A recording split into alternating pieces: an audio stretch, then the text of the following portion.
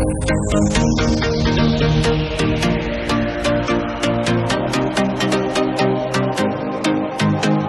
ಸ್ನೇಹಿತರೆ, ಎಲ್ರಿಗೂ ನಮಸ್ಕಾರ. ನಾನು ನಂಜ ನಾಯ್ಕ್. ಸ್ಪರ್ಧಾ ಕರ್ನಾಟಕ ಯೂಟ್ಯೂಬ್ ಚಾನಲ್ಗೆ ಎಲ್ರಿಗೂ ಕೂಡ ಆತ್ಮೀಯವಾದ ಸ್ವಾಗತ. ಸ್ನೇಹಿತರೆ, ನಾವು ಇವತ್ತು PSTR 2026 ಏನು 2026ಕ್ಕೆ ಈ ಒಂದು PSTR ನೋಟಿಫಿಕೇಶನ್ ಆಗಲಿರುವಂಥದ್ದು ಅಥವಾ ಅತಿ ಹೆಚ್ಚು ಪೋಸ್ಟ್ಗಳಿರುವಂಥದ್ದು ಯಾವ ಕೆಟಗರಿಗೆ ಸೇರುತ್ತಪ್ಪ ಅಂದರೆ PSTRಗೆ. ಅದರ ಜೊತೆಗೆ HSTR GPSTR ಕೂಡ ನೋಟಿಫಿಕೇಶನ್ ಆಗುತ್ತೆ. ನೀವೆಲ್ಲರೂ ಕೂಡ TET ಎಕ್ಸಾಮನ್ನು ಪಾಸ್ ಮಾಡ್ಕೊಂಡಿದ್ದೀರಿ. ನೋಡಿ, ಭಾಳಷ್ಟು ಮಂದಿ ಫೋಕಸ್ ಮಾಡ್ತಾ ಇರುವಂಥದ್ದು ಯಾವುದ್ರ ಬಗ್ಗೆಯಪ್ಪ ಅಂದರೆ ಇದು PSTR ಎಕ್ಸಾಮಿಗೆ ಕುರಿತು ಓದ್ತಾ ಇದ್ದೀರಿ. ಹಾಗಾಗಿ ಆ ಒಂದು PSTR ಎಕ್ಸಾಮಲ್ಲಿ ತುಂಬ ಇಂಪಾರ್ಟೆಂಟ್ ಆಗಿರುವಂಥ ಒಂದು ಟಾಪಿಕ್ ಯಾವುದಪ್ಪ ಅಂದರೆ ಈ ಪರಿಸರ ಅಧ್ಯಯನ, EVSಗೆ ಸಂಬಂಧಪಟ್ಟಂತಹ ಒಂದು ಕಾನ್ಸೆಪ್ಟನ್ನು ಇವತ್ತು ನೋಡ್ತಾ ಹೋಗೋಣ. ಸ್ನೇಹಿತರೆ, ಅದಕ್ಕಿಂತ ಮುಂಚಿತವಾಗಿ ಸ್ಪರ್ಧಾ ಕರ್ನಾಟಕ ಅಕಾಡೆಮಿ ಯೂಟ್ಯೂಬ್ ಚಾನಲ್ಗೆ ಯಾರು ಸಬ್ಸ್ಕ್ರೈಬ್ ಆಗಿಲ್ಲೋ ದಯಮಾಡಿ ಸಬ್ಸ್ಕ್ರೈಬ್ ಆಗಿ, ಬೆಲ್ ಬಟನ್ ಒತ್ತಿ. ಪ್ರತಿದಿನವೂ ಕೂಡ ಈ HSTR GPSTR ಮತ್ತು PSTR ಮೂರು ಎಕ್ಸಾಮಿಗೆ ಸಂಬಂಧಪಟ್ಟಂತಹ ಒಂದು ಇಂಪಾರ್ಟೆಂಟ್ ಆಗಿರುವಂತಹ ಟಾಪಿಕ್ ಅನ್ನ ಇಟ್ಕೊಂಡು ಕ್ವಶನ್ಸ್ ಅನ್ನ ಅನಾಲಿಸಿಸ್ ಮಾಡ್ತಾ ಹೋಗ್ತಾ ಇದೀವಿ. ಆ ಕ್ವಶನ್ಸ್ ನಿಮಗೆ ಹೇಗೆ ಯೂಸ್ ಆಗ್ತಾವಪ್ಪ ಅಂದ್ರೆ, ನೀವು ಆಲ್ರೆಡಿ ಬಹಳಷ್ಟು ಮಂದಿ ಓದಿದಿರಿ. ಅದರ ಜೊತೆಗೆ ಈ ಕ್ವಶನ್ಸ್ ಕೂಡ ನಿಮಗೆ ಹೇಗೆ ಸಪೋರ್ಟ್ ಆಗ್ತಾವಪ್ಪ ಅಂದರೆ, ನೀವು ಪ್ರಶ್ನೆಗೆ ಉತ್ತರ ಮಾಡುವಂತಹ ಒಂದು ಸಾಮರ್ಥ್ಯವನ್ನು ಬೆಳೆಸ್ಕೋಬೇಕು. ಆವಾಗ ನಿಮ್ಮ ತಪ್ಪು ಒಪ್ಪುಗಳು ನಿಮಗೆ ಅರಿವಾಗತ್ತೆ. ಏನು ಓದಿದಿರಿ, ನೀವು ಓದಿರುವಂತಹ ವಿಧಾನ ಹೇಗಿದೆ, ಅದು ಸರಿ ಇದೆಯೋ ತಪ್ಪಿದೆಯೋ ಅಂತ ಅರ್ಥ ಆಗಬೇಕಂದ್ರೆ ಪ್ರಶ್ನೆಗೆ ಆನ್ಸರ್ ಮಾಡುವಂತಹ ಒಂದು ಎಬಿಲಿಟಿಯನ್ನು ಬೆಳೆಸ್ಕೋಬೇಕು. ನೋಡಿ, ಆ ಕ್ವಶನ್ ಓದಿದಾಗ ನಿಮಗೆ ಆನ್ಸರ್ ಮಾಡೋಕ್ಕೆ ಬರಲಿಲ್ಲ ಅಂದರೆ ನೀವು ಓದಿರೋ ವಿಧಾನ ಸರಿ ಇಲ್ಲ ಅಂಥೇಳಿ. ಹಾಗಾಗಿ ಯಾವುದೇ ಒಂದು ವಿಷಯವನ್ನು ಓದಬೇಕಾದ್ರೆ ಅದು ಅರ್ಥ ಆಗಿದೆ ಅಂತ ಮಂದಟ್ಟಾಗೋದು ಯಾವಾಗಪ್ಪ ಅಂದರೆ, ಕೇಳೋ ಪ್ರಶ್ನೆಗೆ ಸರಿಯಾದಂಥ ಉತ್ತರವನ್ನು ಮಾಡುವಂಥ ವಿಧಾನ ಗೊತ್ತಿರಬೇಕು. ಇಲ್ಲೂ ಕೂಡ ಅಷ್ಟೇ. ಈಗ ನಾನು ಎನ್ವೈರ್ಮೆಂಟ್ ಸೈನ್ಸ್ ರಿಲೇಟೆಡ್ ಭಾಳಷ್ಟು ವಿಡಿಯೋನ ಬಿಟ್ಟಿದ್ದೀನಿ.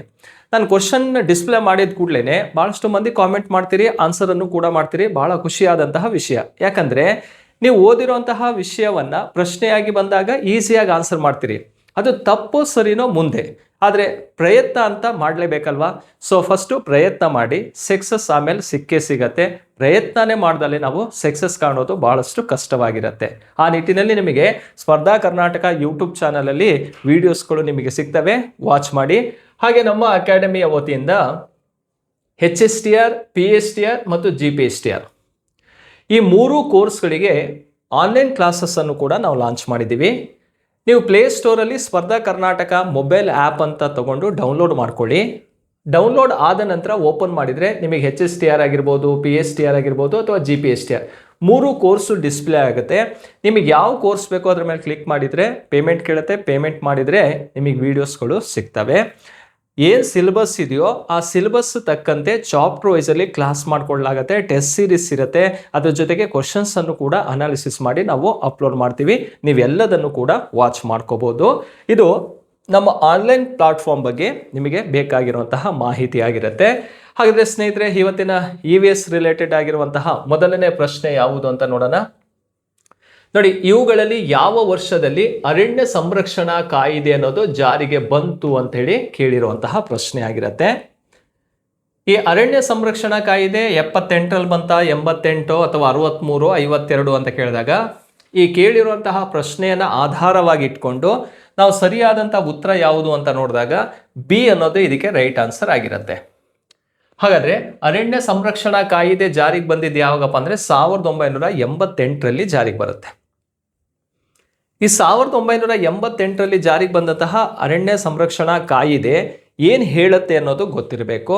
ನೋಡಿ, ಯಾವುದೇ ಒಂದು ರಾಷ್ಟ್ರ ಅಥವಾ ರಾಜ್ಯ ತನ್ನ ಭೌಗೋಳಿಕ ವಿಸ್ತೀರ್ಣದಲ್ಲಿ, ಯಾವುದೇ ಕಂಟ್ರಿ ಆಗಿರ್ಬೋದು, ಸ್ಟೇಟ್ ಆಗಿರಲಿ, ತನ್ನ ಜಾಗ್ರಫಿಕಲ್ ಏರಿಯಾ ಅಂತ ಇಷ್ಟಿರುತ್ತೆ.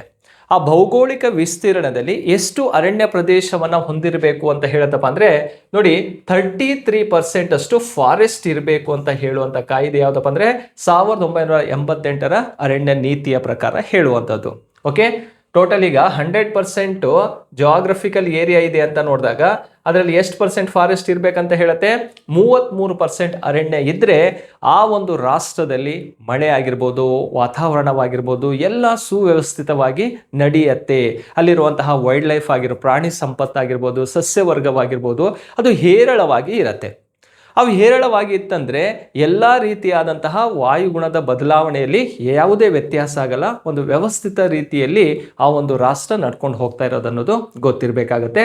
ಹಾಗಾಗಿ ಇಲ್ಲಿ ಜಿಯೋಗ್ರಫಿಕಲ್ ಏರಿಯಾದಲ್ಲಿ ಎಷ್ಟು ಪರ್ಸೆಂಟ್ ಫಾರೆಸ್ಟ್ ಇರಬೇಕು ಅಂತ ಕೇಳಿದರೆ 33% ಫಾರೆಸ್ಟ್ ಇರಬೇಕು ಅಂತ ಹೇಳಿರುವಂಥ ಕಾಯ್ದೆ ಯಾವುದು? 1988ರ ರಾಷ್ಟ್ರೀಯ ಅರಣ್ಯ ನೀತಿಯ ಪ್ರಕಾರ ನಾವು ನೋಡ್ತೀವಿ. ಹಾಗಾಗಿ ಮೊದಲನೇ ಪ್ರಶ್ನೆಗೆ ಬಿ ಅನ್ನೋದು ಸರಿಯಾದಂತಹ ಉತ್ತರವಾಗಿರುತ್ತೆ. ನೆಕ್ಸ್ಟ್ ಎರಡನೇ ಕ್ವಶನ್ಗೆ ಹೋಗೋಣ. ಈ ಕೆಳಗಿನವುಗಳಲ್ಲಿ ಯಾವುದು ಹಿಮಾಲಯ ಪರ್ವತ ಶ್ರೇಣಿಗೆ ಸಂಬಂಧಿಸಿರುವುದಿಲ್ಲ? ಈ ಪದ ಗೊತ್ತಿರಬೇಕು, ಸಂಬಂಧಿಸಿರುವುದಿಲ್ಲ. 4 ಆಪ್ಷನ್ ಕೊಟ್ಟಿದ್ದಾರೆ. ಆ 4 ಆಪ್ಷನ್ ಹಿಮಾಲಯದಕ್ಕೆ ರಿಲೇಟೆಡ್ ಆಗಿರೋದು ಯಾವುದು ರಿಲೇಟೆಡ್ ಆಗಿಲ್ಲ. ಅವೆರಡು ಕಾನ್ಸೆಪ್ಟ್ ಗೊತ್ತಿದ್ರೆ ಸಾಕು ನಮಗೆ. ನೋಡಿ, ಈಗ ಹಿಮಾಲಯ ಪರ್ವತ ಅನ್ನುವಂಥದ್ದು ಒಂದು ರಾಷ್ಟ್ರದಲ್ಲಿ ಇಲ್ಲ, ಅದು ಪಾಕಿಸ್ತಾನದಲ್ಲಿ ಕಂಡುಬರುತ್ತೆ, ಅಫ್ಘಾನಿಸ್ತಾನದಲ್ಲಿ ಕಂಡುಬರುತ್ತೆ, ಭಾರತ, ಚೀನಾ, ನೇಪಾಳ್, ಟಿಬೇಟ್, ಭೂತಾನ್, ಓಕೆ, ಮಯನ್ಮಾರ್ ಭಾಗಕ್ಕೂ ಕೂಡ ಎಕ್ಸ್ಟೆಂಡ್ ಆಗಿರೋದನ್ನು ನಾವು ನೋಡ್ತೀವಿ. ಅಷ್ಟೂ ರಾಷ್ಟ್ರಗಳಲ್ಲಿ ಕಂಡುಬರುವಂತಹ ಈ ಹಿಮಾಲಯ ಪರ್ವತ ಪ್ರಪಂಚದಲ್ಲೇ ಅತಿ ಎತ್ತರವಾದಂತಹ ಪರ್ವತ ಶಿಖರಗಳನ್ನು ಕೂಡ ಹೊಂದಿದೆ. ಮೌಂಟ್ ಎವರೆಸ್ಟ್ ಕೇಳಿದ್ರಲ್ಲ, ಇದು world highest mountain peak Mount Everest ಎಲ್ಲಿ ಕಂಡು ಬರುತ್ತಪ್ಪ ಅಂದರೆ ಹಿಮಾಲಯ ಪರ್ವತದಲ್ಲೇ ಕಂಡು ಬರುವಂಥದ್ದು. ಹಾಗಾದರೆ ಕೊಟ್ಟಿರೋ 4 ಆಪ್ಷನನ್ನು ಓದೋಣ, ಅದರಿಂದ ಏನೇನು ಬೆನಿಫಿಟ್ ಇದೆ ಅಥವಾ ಹಿಮಾಲಯದಲ್ಲಿ ಯಾವುದು ಕಂಡು ಬರೋಲ್ಲ ಅಂತ ಹೇಳಿ ನೋಡೋದಾದರೆ, ನೋಡಿ, ಮಾನ್ಸೂನ್ ಮಾರುತಗಳನ್ನು ತಡೆದು ಅಧಿಕ ಮಳೆ ಸುರಿಸುತ್ತದೆ. ಅಂದರೆ ಮಾನ್ಸೂನ್ ವಿಂಡ್ಸನ್ನು ಕಂಟ್ರೋಲ್ ಮಾಡಿ ಹೆವಿ ರೈನ್ಫಾಲ್ ಆಗೋ ರೀತಿಯಲ್ಲಿ ಮಾಡೋದು ಹಿಮಾಲಯ ಪರ್ವತ ಅಂತ ಹೇಳ್ತಾ ಇರುವಂಥದ್ದು. ಹಾಗಾಗಿ ಇದು ಸರಿಯಾಗಿದೆಯೋ ತಪ್ಪಾಗಿದೆಯೋ ಅಂತ ಕೇಳಿದರೆ ಇದು ಸರಿಯಾದಂತಹ ಹೇಳಿಕೆಯಾಗಿರುತ್ತೆ. ಅಂದರೆ ಹಿಮಾಲಯ ಮಾನ್ಸೂನ್ ವಿಂಡ್ಸನ್ನು ಕಂಟ್ರೋಲ್ ಮಾಡುತ್ತೆ ಮತ್ತು ಹೆವಿ ರೈನ್ಫಾಲ್ ಆಗೋ ರೀತಿಯಲ್ಲೂ ಕೂಡ ನೋಡ್ಕೊಳ್ಳುತ್ತೆ. ಹಾಗಾಗಿ ಈ ಅಂಶ ಏನಾಗಿದೆ, ಸರಿಯಾಗಿದೆ. ಎರಡನೇದು ನೋಡಿ, ಇಲ್ಲಿ ಬಿಸಿ ನೀರಿನ ಬುಗ್ಗೆಗಳು ಕಂಡು ಬರ್ತಾವೆ, ಹಾಟ್ ಗೇಸರ್ ಅಂತ ಕರಿತೀವಿ. ಈ ಹಾಟ್ ಗೇಸರ್ ಅಥವಾ ಬಿಸಿ ನೀರಿನ ಬುಗ್ಗೆಗಳು ಹಿಮಾಲಯ ಭಾಗದಲ್ಲಿ ಅತಿ ಹೆಚ್ಚು ಕಂಡು ಬರ್ತಾವೆ ಅನ್ನೋದಾದರೆ ಇವು ಕೂಡ ಕಂಡು ಬರ್ತಾವೆ. ಯಾಕೆ ಆ ಭಾಗದಲ್ಲಿ ಬಿಸಿ ನೀರಿನ ಬುಗ್ಗೆಗಳು ಕಂಡು ಬರ್ತಾವಪ್ಪ ಅಂದರೆ 2 ಭೂಫಲಕಗಳು ಆ ಭಾಗದಲ್ಲಿ ಕೊಲಿಷನ್ ಆಗ್ತವೆ, ವಾಲ್ಕೆನೋಸ್ ಎರಪ್ಷನ್ ಆಗ್ತಾ ಇರ್ತವೆ. ಹಾಗಾಗಿ ಆ ಸರ್ಫೇಸಲ್ಲಿ ಮ್ಯಾಗ್ಮಾ ಕಂಟೆಂಟ್ ಜಾಸ್ತಿ ಇರೋದ್ರಿಂದ ಅವು ಏನಾಗುತ್ತೆ, ಅಲ್ಲಿರುವಂತಹ ನೀರು ಬಿಸಿಯಾಗಿರುತ್ತೆ, ಅದರಿಂದ ಹಬೆ ಬರುತ್ತೆ, ಸ್ಟೀಮ್ ಬರುತ್ತೆ, ಅದನ್ನೇ ಬಿಸಿ ನೀರಿನ ಬುಗ್ಗೆಗಳು ಅಂತ ಕರಿತೀವಿ. ಅವು ಕೂಡ ಹಿಮಾಲಯ ಪರ್ವತ ಶ್ರೇಣಿಯ ಭಾಗದಲ್ಲಿ ಕಂಡು ಬರ್ತವೆ. ನೆಕ್ಸ್ಟ್ ನೋಡಿ, ಇಲ್ಲಿ ಆಳವಾದಂತಹ ಕಣಿವೆಗಳು, ವ್ಯಾಲೀಸ್ ಅಂತೂ ಕಾಮನ್ ಆಗಿ ಇರ್ತವೆ. ನೋಡಿ, ಬೆಟ್ಟ ಗುಡ್ಡಗಳು ಇರೋದ್ರಿಂದ ಕಣಿವೆಗಳು ಅಲ್ಲಿ ಕಾಮನ್ ಆಗಿ ನೋಡ್ತೀವಿ, ವ್ಯಾಲೀಸ್ಗಳು ಕಂಡು ಬರ್ತವೆ. ಆ ವ್ಯಾಲೀಸ್ ಜೊತೆಗೆ ಗಾರ್ಜಸ್ ಅಂತ ಕರಿತೀವಿ, ಅಂದರೆ ಕಂದರಗಳು ಅಥವಾ ಮಹಾಕಂದರಗಳು ಕೂಡ ಅಲ್ಲಿ ಕಂಡು ಬರ್ತವೆ. ಇದು ಕೂಡ ಸರಿಯಾದಂತಹ ಹೇಳಿಕೆಯಾಗಿರುತ್ತೆ. ನೋಡಿ, ಫಸ್ಟ್ ಸರಿ ಇದೆ, ಸೆಕೆಂಡ್ ಸರಿ ಇದೆ, ಥರ್ಡ್ ಕೂಡ ಸರಿ ಇದೆ ಅಂದಾಗ ಫೋರ್ತ್ ಒಂದು ರಾಂಗ್ ಆಗಲೇಬೇಕಲ್ವಾ? ಏನು ಇಲ್ಲಿ ಸಿಂಧು, ಗಂಗಾ ಮತ್ತು ಬ್ರಹ್ಮಪುತ್ರ ನದಿಗಳ ಸಂಚಯನ ಪ್ರದೇಶವಾಗಿದೆ ಅಂತ ಇದೆ. ಸಿಂಧು, ಗಂಗಾ, ಬ್ರಹ್ಮಪುತ್ರ ರಿವರ್ ಡೆಪಾಸಿಟ್ ಇಂದ ಫಾರ್ಮೇಷನ್ ಆಗಿರುವಂತಹ ಒಂದು ಏರಿಯಾ ಅಂತ. ಸೊ ಇದು ಡೆಪಾಸಿಟ್ ಇಂದ ಫಾರ್ಮೇಷನ್ ಆಗಿಲ್ಲ, Indus, Ganga and Brahmaputra river origin place ಆಗಿರುತ್ತೆ, ಅಂದರೆ ಉಗಮವಾಗುವಂಥ ಸ್ಥಳ ಹಿಮಾಲಯ. ಈ 3 ನದಿಗಳು ಹಿಮಾಲಯ ಪರ್ವತ ಶ್ರೇಣಿಯಲ್ಲಿ ಹುಟ್ಟುತ್ತವೆ. ಅಲ್ಲಿ ಹುಟ್ಟಿ ಅಲ್ಲಿಂದ ಹರ್ಕೊಂಬಂದು ಭಾರತದ ಮಹಾ ಮೈದಾನದಲ್ಲಿ ಸಂಚಯನ ಮಾಡುವಂಥದ್ದು. ಇಂಡಿಯನ್ ಗ್ರೇಟ್ ಪ್ಲೈನ್ ಇದೆಯಲ್ಲ, ಆ ಪ್ಲೈನಲ್ಲಿ ಏನು ಮಾಡುತ್ತೆ, ಡೆಪಾಸಿಟ್ ಮಾಡುತ್ತೆ. ಹಾಗಾದರೆ ಈ ಕಾನ್ಸೆಪ್ಟ್ ಯಾವುದಕ್ಕೆ ಸಂಬಂಧಿಸಿರೋದು? ಭಾರತದ ಮಹಾ ಮೈದಾನಕ್ಕೆ ಸಂಬಂಧಪಟ್ಟಂತಹ ಒಂದು ಏರಿಯಾವಾಗಿರುತ್ತೆ. ಅದರ್ವೈಸ್ ಈ 3 ಕೂಡ ಏನಾಗಿದೆ, ಹಿಮಾಲಯದ ಒಂದು ಪ್ರಾಮುಖ್ಯತೆಯಲ್ಲಿ ನಾವು ನೋಡ್ತೀವಿ. ಇದಲ್ಲದೆ ಹಿಮಾಲಯ ಮತ್ತೇನು ಇಂಪಾರ್ಟೆಂಟ್ ಅಂತ ಕೇಳಿದಾಗ ಪ್ರಪಂಚದ ಎತ್ತರವಾದ ಪರ್ವತ ಶಿಖರಗಳು ಆ ಭಾಗದಲ್ಲಿ ಕಂಡುಬರ್ತವೆ.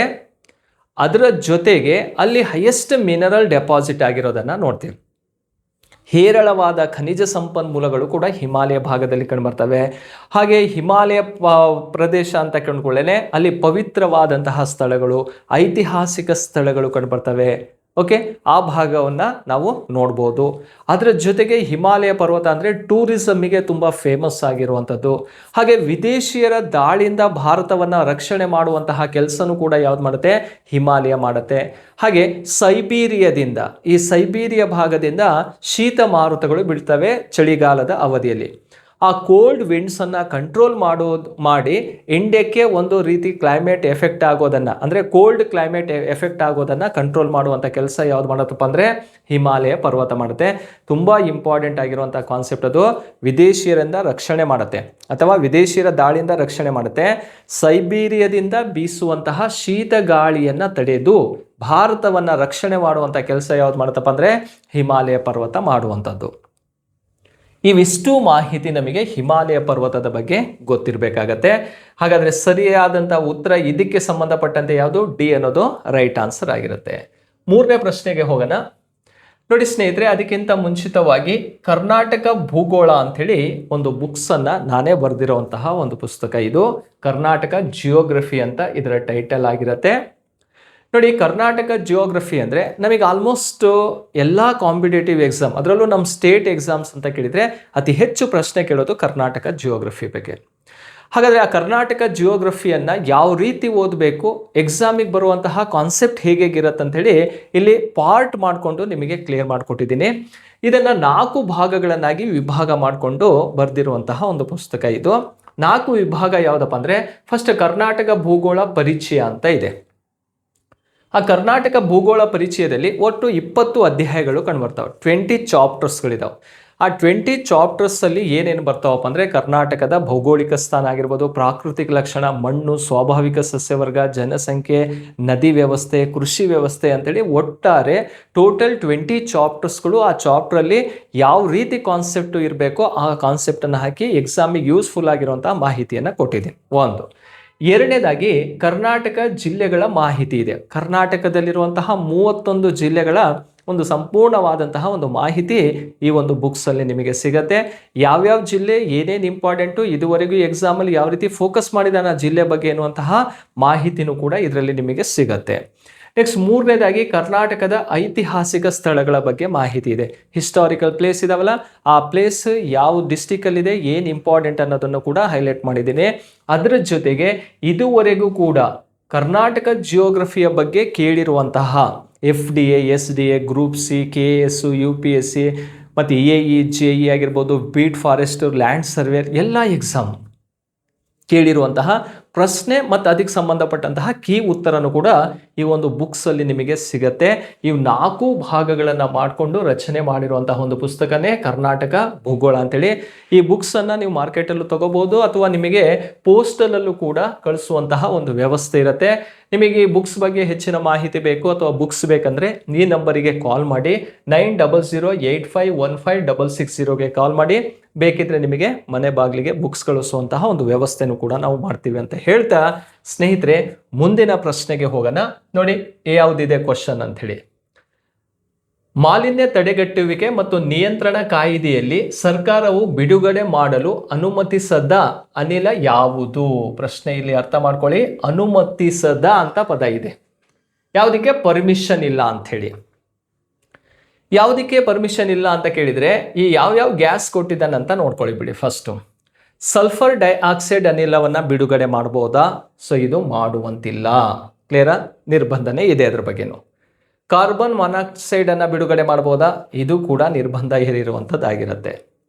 ನೆಕ್ಸ್ಟು ಸಾರಜನಕ ಆಕ್ಸೈಡನ್ನು, ನೈಟ್ರೋಜನ್ ಆಕ್ಸೈಡನ್ನು ಬಿಡುಗಡೆ ಮಾಡ್ಬೋದಾ? ಇದು ಕೂಡ ಬಿಡುಗಡೆ ಮಾಡಂಗಿಲ್ಲ. ಹಾಗಾಗಿ ಕೊಟ್ಟಿರುವಂತಹ ಇಲ್ಲಿ ಯಾವುದು ಅನುಮತಿಸಿದಿಲ್ಲ ಅಂಥೇಳಿ ಇದ್ದಾಗ ಈ 3ಕ್ಕೂ ಕೂಡ ಪರ್ಮಿಷನ್ ಇಲ್ಲ. ಹಾಗಾಗಿ ಸರಿಯಾದಂಥ ಉತ್ತರ ಯಾವುದು? ಮೇಲಿನ ಎಲ್ಲವೂ ಕೂಡ ಸರಿಯಾಗಿದೆ. ಎಷ್ಟನೇ ಪ್ರಶ್ನೆಗೆ? 3ನೇ ಪ್ರಶ್ನೆಗೆ ಮೇಲಿನ ಎಲ್ಲವೂ ಕೂಡ ಸರಿಯಾಗಿರೋದು. ಈ 3 ಗ್ಯಾಸನ್ನು ರಿಲೀಸ್ ಮಾಡಬಾರ್ದು ಅಂಥೇಳಿ ಆರ್ಡರ್ ಆಗಿರುವಂಥದ್ದು. ಹಾಗಾಗಿ ಅನುಮತಿಸದ ಅನಿಲ ಯಾವುದು ಅಂತ ಕೇಳಿದಾಗ ಮೇಲಿನ ಎಲ್ಲವೂ ಕೂಡ ಸರಿಯಾಗಿರುವಂಥದ್ದು. ಇವು ವಾತಾವರಣವನ್ನು ಹಾಳು ಮಾಡ್ತವೆ ಅಥವಾ ಮಲಿನ ಮಾಡ್ತವೆ ಅನ್ನುವಂತಹ ಉದ್ದೇಶದಿಂದ ಇದನ್ನು ಬ್ಯಾನ್ ಮಾಡಿರೋದನ್ನು ನೋಡ್ತೀವಿ. ನೆಕ್ಸ್ಟ್ ಹೋಗೋಣ. ಇವುಗಳಲ್ಲಿ ಯಾವುದು ಅತ್ಯಂತ ನೈಸರ್ಗಿಕವಾಗಿ ಸಂಭವಿಸುವ ಮತ್ತು ಆಗಾಗ್ಗೆ ಸಂಭವಿಸುವ ವಿಪತ್ತಾಗಿರುತ್ತೆ? ರೆಗ್ಯುಲರ್ ಇದು ಆಗ್ತಾನೆ ಇರುತ್ತೆ ಅಂತ. ಹಾಗಾದರೆ ಈ ವಿಪತ್ತು ಯಾವುದು ಅಂತ ನೋಡಿದಾಗ ನೋಡಿ, ಸುನಾಮಿ ಅನ್ನುವಂಥದ್ದು ಆಗ್ತಾ ಇರತ್ತಾ ಅಂತ ಕೇಳ್ತಾನೆ. ಸುನಾಮಿ ಅನ್ನುವಂಥದ್ದು ಯಾವಾಗಲೂ ಆಗಲ್ಲ, ಆದರೆ ತುಂಬ ಎಫೆಕ್ಟ್ ಆಗತ್ತೆ. ಅಂದರೆ ಸಾಗರ ಸಮುದ್ರ ಭಾಗದಲ್ಲಿ ಭೂಕಂಪನ ದೊಡ್ಡ ಮಟ್ಟಕ್ಕಾಗಬೇಕು. ಅಲ್ಲಿ ಭೂಕಂಪನ ಅರ್ಥಕ್ವಿಕ್ ಆಯ್ತಂದರೆ ಅದು ಅರ್ಥಕ್ವಿಕ್ ಎಫೆಕ್ಟಿಂದ ಸಿ ವೇವ್ಸ್ಗಳು ರೈಸ್ ಆಗ್ತಾವೆ. ಅಂದರೆ ಸಮುದ್ರದ ನೀರಿನ ಮಟ್ಟ ರೈಸ್ ಆಗತ್ತೆ, ಆ ಅಲೆಗಳು ಬಂದು ಕರಾವಳಿಗೆ ಹೊಡೆಯುತ್ತವೆ, ಅದನ್ನು ಸುನಾಮಿ ಅಂತ ಕರೆಯೋದು. ಆದರೆ ಎಲ್ಲ ಟೈಮಲ್ಲೂ ಇದು ಸಂಭವಿಸೋದಿಲ್ಲ. ಅಂದರೆ ಭೂಕಂಪನಗಳು ಆಗ್ತವೆ, ಅಂಥ ದೊಡ್ಡ ಮಟ್ಟದಲ್ಲಿ ಭೂಕಂಪನಗಳು ಉಂಟಾಗೋದಿಲ್ಲ. ಹಾಗೇನಾದ್ರು ಸುನಾಮಿ ಅಂತ ಹೆಚ್ಚಿನ ಪ್ರಮಾಣದಲ್ಲಿ ಕಂಡುಬಂದರೆ ಅದು ಯಾವ ರಾಷ್ಟ್ರ ಭಾಗದಲ್ಲಿ ಕಂಡುಬರ್ತಾವೆ ಅಂದರೆ ಜಪಾನ್ ರಾಷ್ಟ್ರ ಭಾಗದಲ್ಲಿ ಅತಿ ಹೆಚ್ಚು ಕಂಡುಬರೋದು. ಜಪಾನ್, ಇಂಡೋನೇಷ್ಯಾ ಭಾಗದಲ್ಲಿ ಅತಿ ಹೆಚ್ಚು ಸುನಾಮಿ ಸಂಭವಿಸೋದು. ಈ ಸುನಾಮಿ ಅಂತ ಪದ ಕೊಟ್ಟವರೇ ಯಾರಪ್ಪ ಅಂದರೆ ಜಪಾನ್ ರಾಷ್ಟ್ರದವರು. ಯಾರು ಹೊಡ್ತಾ ತಿಂತಾರೋ ಅವರೇ ಆ ಪದವನ್ನು ಕೊಟ್ಟಿದ್ದು ಸುನಾಮಿ ಅಂಥೇಳಿ. ಸುನಾಮಿ ಅಂದರೆ ಏನು, ನೇರವಾಗಿ ಕ್ವಶನ್ ಇರುತ್ತೆ. ಏನು ಸುನಾಮಿ ಅಂದರೆ ಸಾಗರ ಸಮುದ್ರದಲ್ಲಿ ಭೂಕಂಪನ ಆಗತ್ತೆ, ಅದರ ಎಫೆಕ್ಟಿಂದ ಲಾರ್ಜ್ ಅಥವಾ ದೊಡ್ಡ ಮಟ್ಟದಲ್ಲಿ ಸಮುದ್ರ ಅಲೆಗಳು ಉಂಟಾಗ್ತವೆ, ಅವು ಕೋಸ್ಟಲ್ಲಿ ಬಂದು ಹೊಡಿತವೆ, ಅದನ್ನೇ ಸುನಾಮಿ ಅಂತ ಕರೆಯೋದು. ಅಂದರೆ ಬಂದರು ಅಲೆ ಅಂತ ಪದ ಅರ್ಥ. ಕ್ಲಿಯರಾ? ನೆಕ್ಸ್ಟು ಬರ ಅಂತ ಬರುತ್ತೆ, ಡ್ರಾಟ್. ನೋಡಿ, ಬರಗಾಲ ಅಂತ ಬಂದಾಗ ನೋಡಿ, ಅದು ಒಂದು ಪ್ರತಿ ವರ್ಷವೂ ಬರಗಾಲ ಅಂತ ಸಂಭವಿಸೋದಿಲ್ಲ. 5, 6, 7, 8 ಈ ರೀತಿ ವರ್ಷಗಳಿಗೆ ಒಂದ್ಸಲ ಬರಗಾಲ ಸಂಭವಿಸ್ಬೋದು. ಆ ಬರಗಾಲ ಸಂಭವಿಸಿದಾಗ ಕಡಿಮೆ ಮಳೆ ಆಗುವಂತಹ ಸಾಧ್ಯತೆಗಳಿರ್ತವೆ. ಸೊ ಅಥವಾ ಹೈ ಟೆಂಪ್ರೇಚರ್ ಕಂಡು ಬರುತ್ತೆ, ಓವರಾಲ್ ಆಗಿ ಎಫೆಕ್ಟ್ ಆಗುತ್ತೆ. ಹಾಗಾಗಿ ಬರಗಾಲನೂ ಕೂಡ ಇದು ರೆಗ್ಯುಲರ್ ಏನು ಅಲ್ಲ. ನೆಕ್ಸ್ಟ್ ನೋಡಿ, ಭೂಕಂಪನ. ಅರ್ಥಕ್ವಿಕ್ ಅನ್ನೋದು ಎಲ್ಲ ಕಡೆನೂ ಆಗಲ್ಲ. ಅದು ಭೂಕಂಪನ ಅನ್ನೋದು ಕೆಲವೊಂದು ಭೂಕಂಪನದ ವಲಯಗಳು ಅಂತಾನೆ ಬರ್ತಾವೆ, ಝೋನ್ಗಳಿರ್ತಾವೆ. ಆ ಝೋನಲ್ಲಿ ಮಾತ್ರ ಭೂಕಂಪನಗಳು ಅತಿ ಹೆಚ್ಚು ಕಂಡು ಬರುವಂಥದ್ದು. ಕ್ಲಿಯರ್? ಹಾಗಾಗಿ ಪ್ರವಾಹ ಅಂತ ಬರುತ್ತೆ, ಫ್ಲಡ್ ಅಂತ.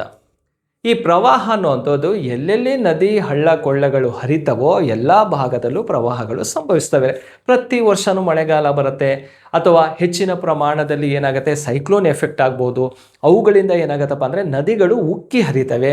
ಉಕ್ಕಿ ಹರಿದಂತಹ ಸಂದರ್ಭದಲ್ಲಿ ಆ ಸುತ್ತಮುತ್ತಲಿನ ತಗ್ಗು ಪ್ರದೇಶಗಳಲ್ಲಿ ನೀರು ಸಂಗ್ರಹಣೆಯಾಗಿ ಮನೆಗಳು ನಾಶವಾಗ್ಬೋದು, ಕೃಷಿ ಭೂಮಿ ನಾಶವಾಗ್ಬೋದು, ರಸ್ತೆಗಳು, ರೈಲ್ವೆ ಮಾರ್ಗಗಳು, ಇವೆಲ್ಲದರ ಮೇಲೂ ಕೂಡ ಎಫೆಕ್ಟ್ ಆಗೋಕ್ಕೆ ಸ್ಟಾರ್ಟ್ ಆಗುತ್ತೆ. ಯಾವುದರಿಂದ? ಫ್ಲಡ್ ಎಫೆಕ್ಟಿಂದ, ಪ್ರವಾಹದಿಂದ. ಹಾಗಾಗಿ ಅತಿ ಹೆಚ್ಚು ಆಗಾಗ್ಗೆ ಸಂಭವಿಸೋದು ಯಾವುದು ಅಂತ ಕೇಳಿದರೆ ಅದಕ್ಕೆ ಸರಿಯಾದಂಥ ಉತ್ತರ ಪ್ರವಾಹ ಅಂತ ಆನ್ಸರ್ ಮಾಡಬೇಕು. ಅವು ಕೂಡ ಎಫೆಕ್ಟೇ, ಆದರೆ ಅತಿ ಹೆಚ್ಚು ಮತ್ತು ರೆಗ್ಯುಲರ್ ಆಗಿ ಕಂಡುಬರುವಂಥದ್ದು ಯಾವುದಪ್ಪ ಅಂದರೆ ಫ್ಲಡ್ ಅನ್ನೋದು ತುಂಬ ಇಂಪಾರ್ಟೆಂಟ್ ಆಗಿರುತ್ತೆ. ಹಾಗಾಗಿ 4ನೇ ಪ್ರಶ್ನೆಗೆ ಡಿ ಅನ್ನೋದು ಸರಿಯಾದಂತಹ ಉತ್ತರವಾಗಿರುತ್ತೆ. ನೆಕ್ಸ್ಟ್ ಹೋಗೋಣ. ಪ್ರಪಂಚದಲ್ಲಿ ಒಟ್ಟು ಎಷ್ಟು ಜೀವ ವೈವಿಧ್ಯತಾ ತಾಣಗಳಿದೆ ಅಂತ ಕೇಳಿರುವಂಥದ್ದು. ಓಕೆ, ಬಯೋಡೈವರ್ಸಿಟಿ ಹಾಟ್ಸ್ಪಾಟ್ಸ್ ಎಷ್ಟಿದೆ ಅಂತ ಕೇಳಿದಾನೆ. ಇಲ್ಲಿ ನಂಬರ್ಸಲ್ಲಿ ನೋಡಿದಾಗ 36, 32, 28, 18 ಅಂತ ಇದೆ. ಈ ಜೀವ ವೈವಿಧ್ಯತಾ ತಾಣಗಳು ಎಷ್ಟಿದಾವಪ್ಪ ಅಂದರೆ ಸರಿಯಾದಂಥ ಉತ್ತರ ಇದಕ್ಕೆ 36 ಅನ್ನೋಂಥದ್ದು ವರ್ಡಲ್ಲಿ ನಾವು ನೋಡ್ತೀವಿ. ಪ್ರಪಂಚದಲ್ಲಿ ಒಟ್ಟು 36 ಜೀವ ವೈವಿಧ್ಯತಾ ತಾಣಗಳು ಕಂಡುಬರ್ತವೆ. ಅಂದರೆ ಅಳಿವಿನಂಚಿನಲ್ಲಿರುವಂತಹ ಜೀವಿಗಳನ್ನು ಸಂರಕ್ಷಣೆ ಮಾಡುವಂತಹ ಒಂದು ಇಂಪಾರ್ಟೆಂಟ್ ಆಗಿರುವಂತಹ ಪ್ಲೇಸ್ ಆಗಿರ್ತವೆ. ಅಷ್ಟೇ ಅಲ್ಲದೆ ಆ ಒಂದು ಪ್ಲೇಸಲ್ಲಿರುವಂತಹ ಜೀವ ಸಂಕುಲಗಳು ಮತ್ತೆಲ್ಲೂ ಕೂಡ ಕಂಡುಬರೋದಿಲ್ಲ. ಇವನನ್ನು ಬಯೋಡೈವರ್ಸಿಟಿ ಹಾಟ್ಸ್ಪಾಟ್ ಅಂತಲೇ ಕರೆಯುವಂಥದ್ದು. ಅಂಥದ್ದು ಇಡೀ ವರ್ಲ್ಡಲ್ಲಿ ಎಷ್ಟಿದ್ದಾವೆ? 36 ಇದಾವೆ. ನಮ್ಮ ಇಂಡಿಯಾದಲ್ಲಿ ಎಷ್ಟು ಕಂಡು ಬರ್ತಾವಪ್ಪ ಅಂದರೆ 4 ಕಂಡು ಬರ್ತವೆ. ಅದು ಬರೀ ಇಂಡಿಯಾಕ್ಕೆ ಅಷ್ಟೇ ಸೀಮಿತ ಅಲ್ಲ, ಇಂಡಿಯನ್ ನೈಬರ್ ಕಂಟ್ರಿಗೂ ಕೂಡ ರಿಲೇಟೆಡ್ ಆಗಿರೋದನ್ನು ನೋಡ್ತೀವಿ. ಹಾಗಾದರೆ ಆ 4 ಯಾವುದು ಅನ್ನೋದನ್ನು ಈ ಮ್ಯಾಪಲ್ಲಿ ಕ್ಲಿಯರ್ ಮಾಡ್ಕೋಬೋದು. Biodiversity hotspot in India. ನೋಡಿ, ಇದರಲ್ಲಿ ಫಸ್ಟ್ ಒನ್ ಯಾವುದಿದೆ ಅಂತ ನೋಡ್ಕೊಬಿಡೋಣ. ಫಸ್ಟ್ ಒನ್ ನೋಡ್ತೋದಾದರೆ ಈ ಏರಿಯಾ ಇದೆಯಲ್ಲ, ಇದು ಫಸ್ಟ್ ಒನ್ ಆಗಿರುತ್ತೆ. ಕ್ಲಿಯರಾ? ಇದನ್ನು ಹಿಮಾಲಯ ಅಂತ ಕರ್ಕೊಳ್ತೀವಿ. ಹಿಮಾಲಯ. ಈ ಹಿಮಾಲಯ ಅಂದರೆ ಭಾರತಕ್ಕಷ್ಟೇ ಸೀಮಿತ ಅಲ್ಲ, ಪಾಕಿಸ್ತಾನ, ಅಫ್ಘಾನಿಸ್ತಾನದಲ್ಲೂ ಕಂಡುಬರುತ್ತೆ, ಭಾರತದಲ್ಲೂ ಕೂಡ ಕಂಡುಬರ್ತವೆ. ನೋಡಿ, ಈ ಹಿಮಾಲಯ ಪ್ರದೇಶ ಅನ್ನೋಂಥದ್ದು ತುಂಬ ಅಳಿವಿನಂಚಿನಲ್ಲಿ ಹೋಗ್ತಾ ಇರುವಂತಹ ಒಂದು ಭೂಭಾಗ ಇರುತ್ತೆ. ಅಲ್ಲಿ ಫ್ಲೋರಾ ಫನ ಅಂದರೆ ಸಸ್ಯ ವರ್ಗಗಳು, ಪ್ರಾಣಿ ಸಂಕುಲಕ್ಕೆ ಹಾನಿಗೊಳಗಾಗ್ತಾ ಇದ್ದಾವೆ. ಹಾಗಾಗಿ ಇದನ್ನು ಬಯೋಡೈವರ್ಸಿಟಿ ಹಾಟ್ಸ್ಪಾಟ್ ಲೀಟಲ್ಲಿ ಸೇರಿಸಿರೋದನ್ನು ನೋಡ್ತೀವಿ. ಎರಡನೇದು ನೋಡಿ, ಇಂಡೋ ಬರ್ಮಾ ಅಂತ ಬರುತ್ತೆ. ಇದು ಇಂಡೋ ಬರ್ಮಾ ಅಂಥೇಳಿ ಸೆಕೆಂಡ್ ಒನ್. ಇದು ಫಸ್ಟ್ ಒನ್ ಹಿಮಾಲಯ, ಇದು ಇಂಡೋ ಬರ್ಮಾ ಅಂತ. ಈ ಇಂಡೋ ಬರ್ಮಾ ಪ್ಲೇಸ್ ಇದೆಯಲ್ಲ, ಇದು ಯಾವ್ಯಾವ ರಾಷ್ಟ್ರಗಳು ಕಂಡುಬರ್ತವೆ? ಇಂಡೋನೇಷ್ಯಾ ಈ ಭಾಗವನ್ನು ನೋಡಿದಾಗ ಥೈಲ್ಯಾಂಡ್ ಕಂಡುಬರುತ್ತೆ, ವಿಯೆಟ್ನಾಂ ಕಂಡುಬರ್ತವೆ, ಹಾಗೆ ಮಯನ್ಮಾರ್ ರಾಷ್ಟ್ರ ಇದೆ, ಮತ್ತು ಭಾರತದ ಈಶಾನ್ಯ ರಾಜ್ಯಗಳು ಅಂದರೆ ನಾರ್ತ್ ಈಸ್ಟ್ ಸ್ಟೇಟ್ಗಳು ಇಂಡಿಯಾದಲ್ಲಿ ಕಂಡುಬರುವಂಥದ್ದು. ಹಾಗಾಗಿ ಇದನ್ನು ಇಂಡಿಯಾದಲ್ಲೂ ಕೂಡ ಕನ್ಸಿಡರ್ ಮಾಡ್ಕೊಳ್ತೀವಿ. ಇದು ಸೆಕೆಂಡ್ ಇಂಪಾರ್ಟೆಂಟ್ ಆಗಿರುತ್ತೆ. ಮೇಲ್ಭಾಗ ನೋಡಿ, ಚೀನಾನು ಕೂಡ ಇದೇ ಭಾಗದಲ್ಲಿ ಕವರ್ ಆಗಿರುವಂಥದ್ದು. ಇದನ್ನು ಇಂಡೋ ಬರ್ಮಾ ಅಂತಲೂ ಕೂಡ ಕರಿತೀವಿ. ಏನಂತ ಕರಿತೀವಿ? ಇದನ್ನು Indo Burma. Burma means Myanmar ರಾಷ್ಟ್ರ ಭಾಗ. ಇದು ಹಿಮಾಲಯ. ಯಾವ ಭಾಗ ಇದು? ಹಿಮಾಲಯ. ಅಂದರೆ ಹಿಮಾಲಯ ಅಂದರೆ ಭಾರತದಲ್ಲೂ ಕೂಡ ಹಿಮಾಲಯ ಭಾಗ ಕಂಡುಬರೋದ್ರಿಂದ ಇದು ಕೂಡ ಬಯೋಡೈವರ್ಸಿಟಿ ಹಾಟ್ಸ್ಪಾಟಲ್ಲಿ ಕಂಡುಬರೋದು. ಮೂರನೇ ನೋಡಿ, ಈ ಏರಿಯಾ ಕಾಣಿಸ್ತಾ ಇದೆಯಲ್ಲ, ಈ ಭಾಗವನ್ನು ಇಂಡೋನೇಷ್ಯಾ, ಮಲೇಷ್ಯಾ ಆಗಿರ್ಬೋದು, ನಮ್ದು ಅಂಡಮಾನ್ ನಿಕೋಬಾರ್ನ ಕೆಲವೊಂದು ಭಾಗಗಳು ಕಂಡುಬರ್ತವೆ. ಇದನ್ನು ಸೂಂಡಾ ಲ್ಯಾಂಡ್ ಅಂತ ಕರಿತೀವಿ. ಏನಂತ ಕರಿತೀವಿ? ಇದನ್ನು ಸೂಂಡಾ ಲ್ಯಾಂಡ್ ಅಂತಲೇ ಕರೆಯೋದು. ಈ ಸೂಂಡಾ ಲ್ಯಾಂಡ್ ಅನ್ನೋಂಥದ್ದು ಮೂರನೇದಾಗಿರುತ್ತೆ. ಇದು ಕೂಡ ಬಯೋಡೈವರ್ಸಿಟಿ ಹಾಟ್ಸ್ಪಾಟಲ್ಲಿ ಕಂಡುಬರೋದು. ನಮ್ಮ ಭಾಗ ಅಂತ ಕೇಳಿದರೆ ಅಂಡಮಾನ್ ನಿಕೋಬಾರ್ ಭಾಗಕ್ಕೆ ಸೇರಿದೆ. ಅದಾದ ನಂತರ ಈ ಏರಿಯಾದಲ್ಲಿ ನೋಡ್ತಾ ಇದ್ದೀರಲ್ಲ, ಇದು ವೆಸ್ಟರ್ನ್ ಘಾಟ್ಸ್, ಪಶ್ಚಿಮ ಘಟ್ಟಗಳ ಭಾಗ. ಅಪ್ ಟು ಶ್ರೀಲಂಕಾದವರೆಗೂ ಕೂಡ ಇದು ಸೇರಿರುವಂಥ ಭಾಗವಾಗಿರುತ್ತೆ. ಈ ಪಶ್ಚಿಮ ಘಟ್ಟಗಳಿದಾವಲ್ಲ, ಪಶ್ಚಿಮ ಘಟ್ಟಗಳು ಇದು ಸೆಕೆಂಡ್ ಫೋರ್ತ್ ಇಂಪಾರ್ಟೆಂಟ್ ಆಗಿರುವಂತಹ ಒಂದು ಪಾರ್ಟ್ ಆಗಿರುತ್ತೆ ಬಯೋಡೈವರ್ಸಿಟಿ ಹಾಟ್ಸ್ಪಾಟಲ್ಲಿ. ಹಾಗಾಗಿ ಭಾರತದಲ್ಲಿ ಎಷ್ಟು ಜೀವ ವೈವಿಧ್ಯತಾ ತಾಣಗಳಿದೆ ಅಂತ ಕೇಳಿದಾಗ 4 ತಾಣಗಳನ್ನು ನಾವಿಲ್ಲಿ ಕಾನ್ಸಂಟ್ರೇಟ್ ಮಾಡಬೇಕು. ಬಯೋಡೈವರ್ಸಿಟಿ ಹಾಟ್ಸ್ಪಾಟ್ ಇನ್ ಇಂಡಿಯಾ 4 ಆಗಿರ್ತವೆ. ಕ್ಲಿಯರಾ? ವರ್ಲ್ಡಲ್ಲಿ ಎಷ್ಟಿದಾವಪ್ಪ ಅಂದರೆ 36 ನಾವಿಲ್ಲಿ ನೋಡ್ತೀವಿ. 5ನೇ ಪ್ರಶ್ನೆಗೆ ಎ ಅನ್ನೋದು ಸರಿಯಾದಂತಹ ಉತ್ತರವಾಗಿರುತ್ತೆ. ನೆಕ್ಸ್ಟ್ ಕ್ವಶನಿಗೆ ಹೋಗೋಣ. ಯಾವ ಔಷಧವು ಚಹಾ ಅಥವಾ ಕಾಫಿ ಸಸ್ಯದ ಮೂಲದೊಂದಿಗೆ ಸಂಬಂಧಿಸಿದೆ? ಅಂದರೆ ಯಾವ ಡ್ರಗ್ಸ್ ಅನ್ನೋವಂಥದ್ದು ಟೀ ಆರ್ ಕಾಫಿಯಲ್ಲಿ ಕಂಡು ಬರುತ್ತೆ ಅಂತ ಕೇಳಿರುವಂಥದ್ದು.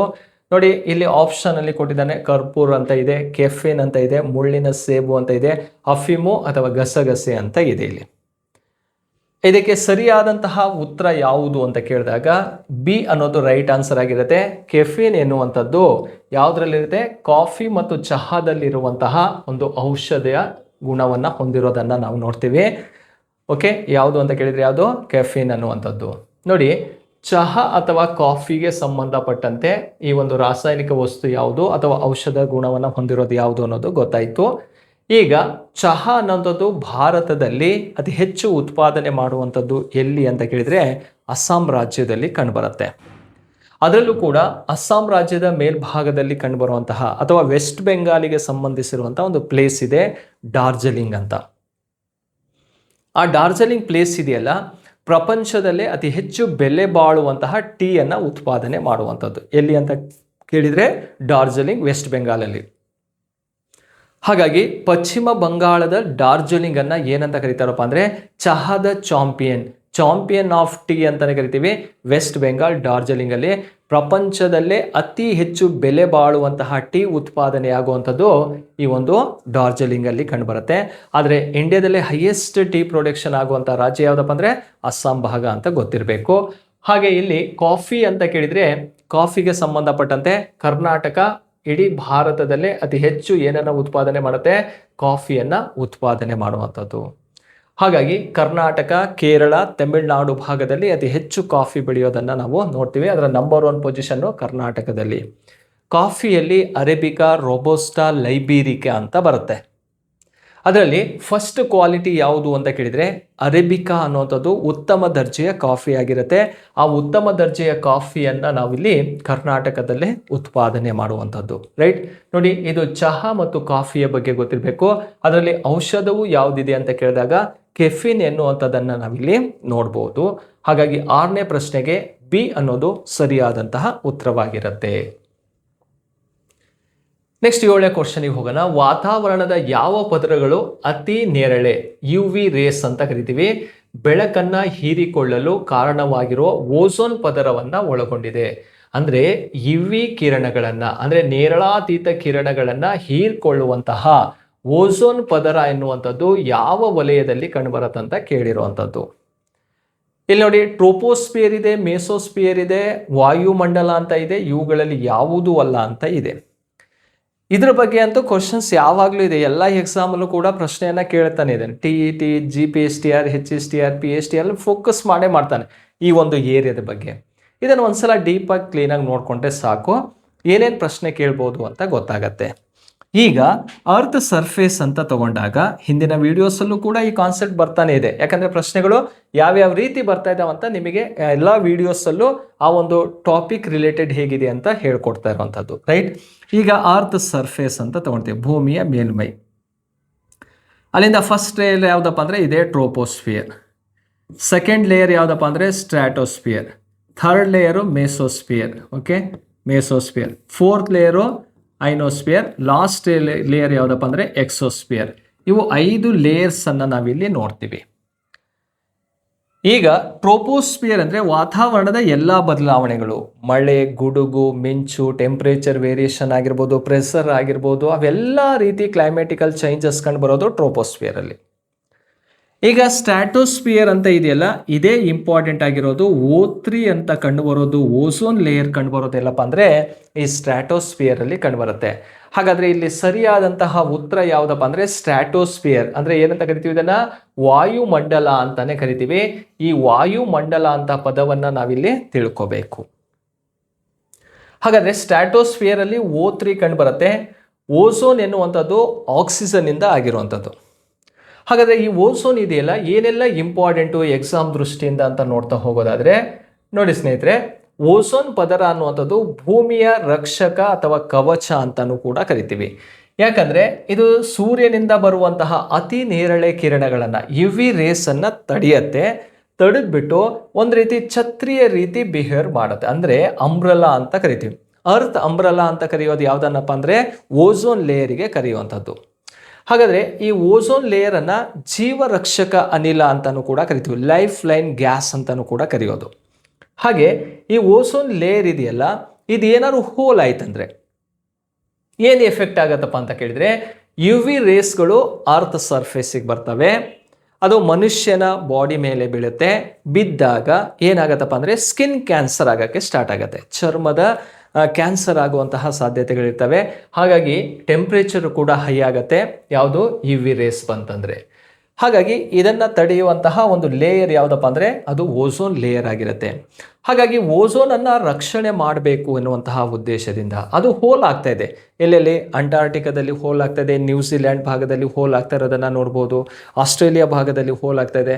ಇವೆಲ್ಲದನ್ನು ಕಂಟ್ರೋಲ್ ಮಾಡಬೇಕಂತ ಅದಕ್ಕೊಂದು ಗ್ಯಾಸ್ CFC ಅಂತ ಕರಿತೀವಿ. CFC ಕ್ಲೋರೋಫ್ಲೋರೋ ಕಾರ್ಬನ್ ಅಂತೇಳಿ.